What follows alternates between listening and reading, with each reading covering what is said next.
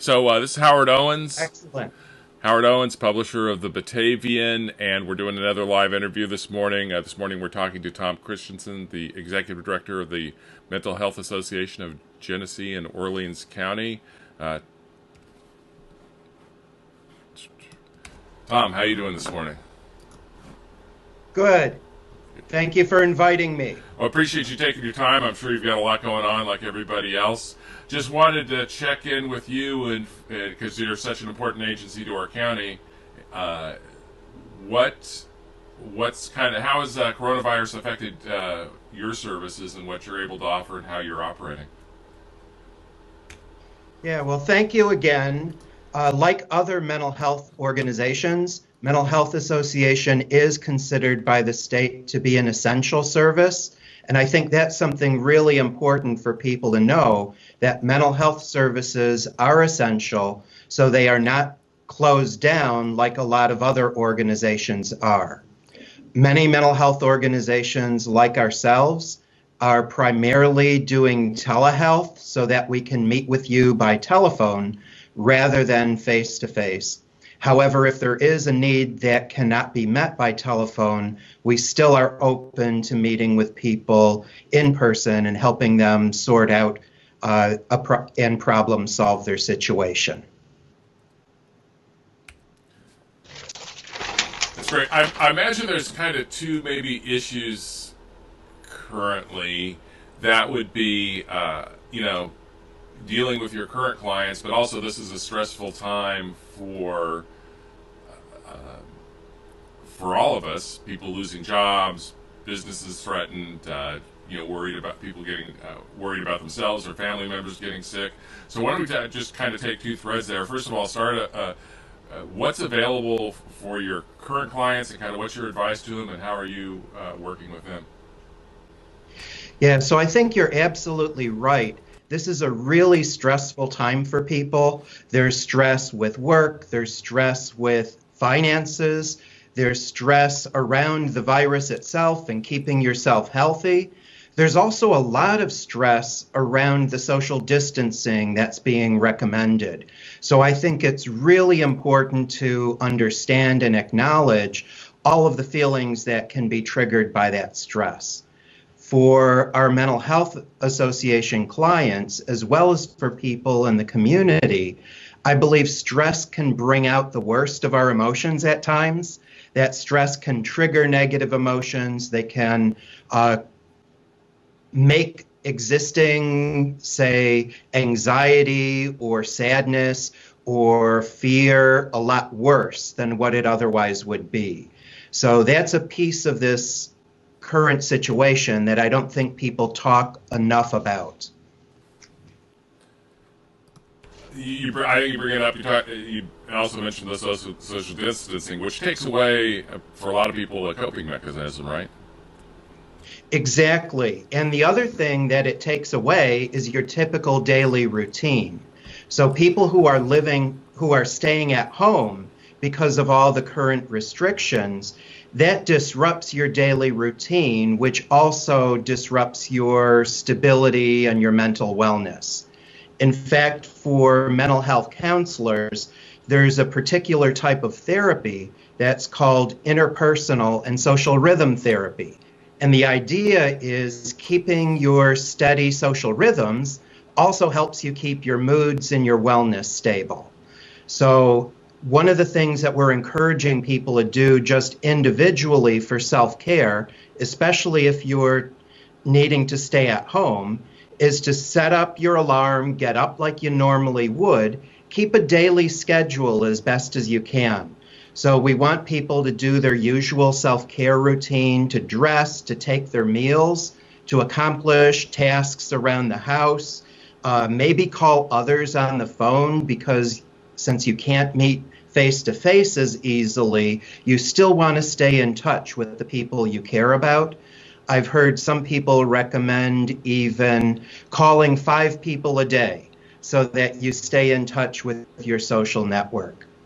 It's important, I think, also to take breaks from all the media about the COVID virus. that sometimes people can get overwhelmed by all the information that's flooding. And stepping aside, walking your dog, taking a breath of fresh air can be a really good self-care technique for people who are feeling isolated. A couple of just thoughts come to me while you're talking. One is, the Batavians operated pretty much virtually for a couple of years. I worked out of my office, so in a way, this is new. What's new is doing these live stream interviews.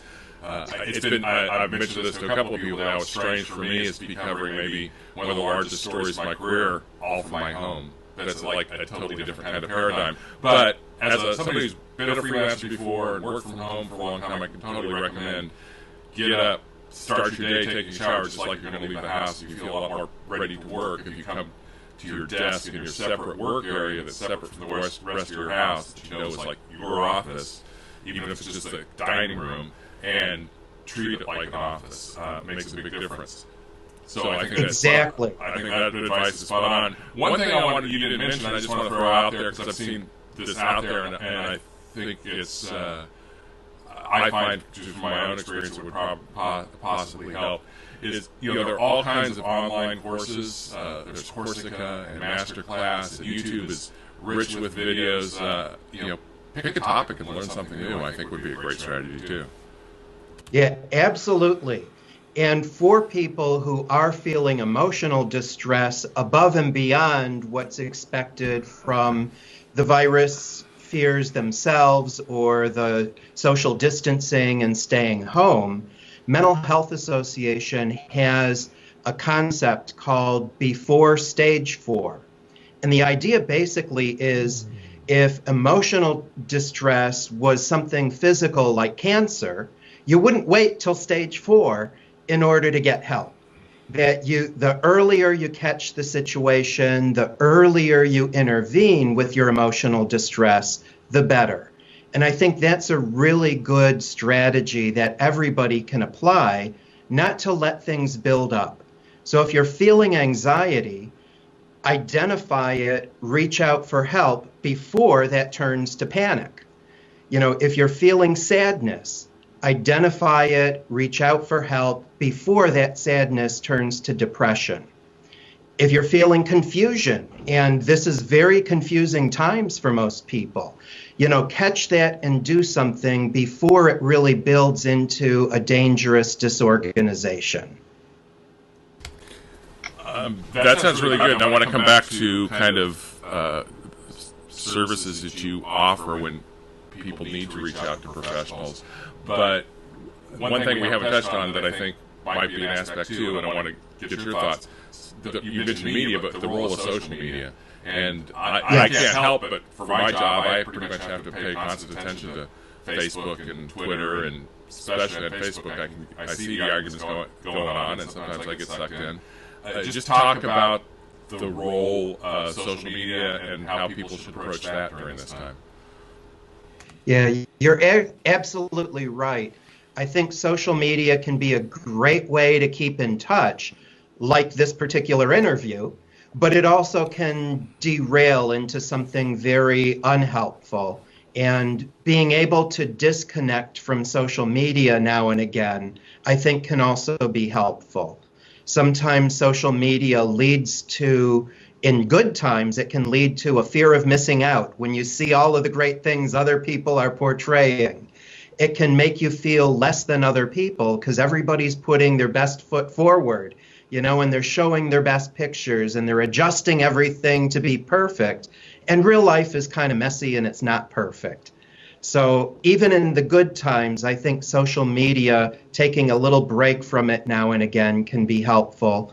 And especially if things start getting full of criticism or full of conflict, disconnecting from social media for a break could be really good.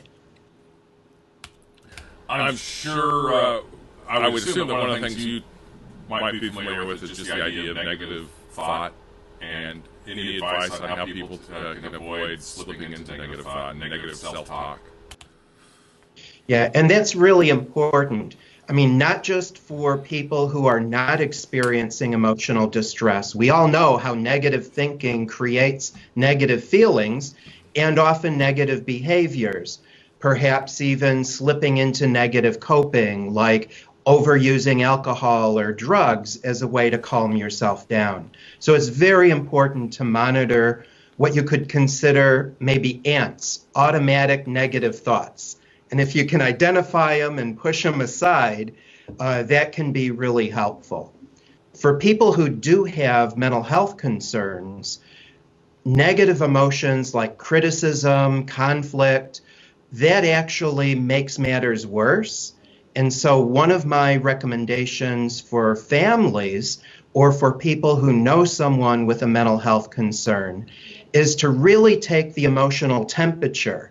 And you want to shoot for warm, but not really hot with intense emotions, and also not really cold with criticism and conflict. There have been research studies that show criticism and conflict especially lead people back to the hospital. And if you can keep more of a low stress, neutral reaction, that helps everybody cope the best they can. Your mention of family makes me think of something else we haven't touched on yet, which is families are spending a lot more time together, which in a lot of ways for a lot of people is a good thing, but also all that togetherness, is new. People aren't used to it. That can also be stressful. Any advice for families or other groups of people that have to live together and now are finding themselves spending more time together? Yeah, absolutely. That can be stressful. I think old term people used to use was cabin fever, when you were shut up in the house because of bad weather. So it's very important, I think, those routines, household chores or tasks, projects that people can work on, keeping your meals as you usually would, maybe re-engaging in hobbies or activities you can do together that don't involve intense emotions can be really helpful to people. Mental Health Association does offer family support, and we use a mental health association approach called Care Path that helps the family and the person experiencing emotional distress work together to come up with these kinds of plans of what to do and how to handle things day to day. So that's something that we've been doing and can offer on the phone to families. Some of the other things that we offer, so I'm also executive director of Mental Health Association in Niagara County, as well as Genesee and Orleans. So Niagara County MHA has a peer information line. So from 8:30 in the morning until 4, people can call 716-433-5432 to talk with a peer and get information like what I've been sharing today. Mental Health Association Genesee Orleans has a warm line where a peer can provide friendly conversation and emotional support, as well as problem-solving advice anytime from 5 in the evening until 8:30 in the evening, and that goes 7 days a week by calling 585-813-0072. If your troubles are substance use related, JACASA offers a peer recovery advocate line that's 24/7 at 585-815-1800. So those are a few soft ways to receive support and reach out when you're catching those early warning signs that maybe you're struggling a little bit with your emotions. Another one people these days with social media and might be interested in, Mental Health Association has a contract with the crisis text line. So you can text MHA to 741-741, and that's a 24/7 personal support line that's free of charge to anybody who might like. So those are some resources and soft ways short of talking to a therapist that people might want to use and they can use right from their homes these days. That's great. So what you're saying is anytime somebody feels the need to reach out, those are the numbers to call.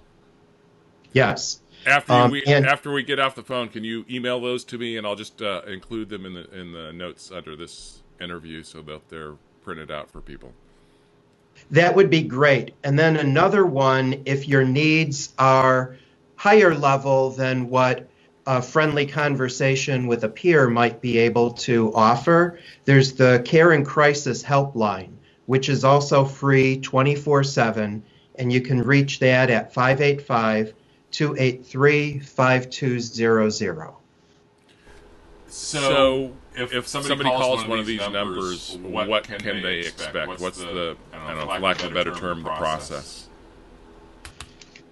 Yeah, so the process for the MHA peer lines, we have trained peers who've experienced stress themselves, who can talk with you, provide emotional support, check in on your day, make sure that you have the resources that you need, and give you encouragement and advice around solving your problems. So they'll kind of prompt you to talk about what's happening and give you supportive feedback.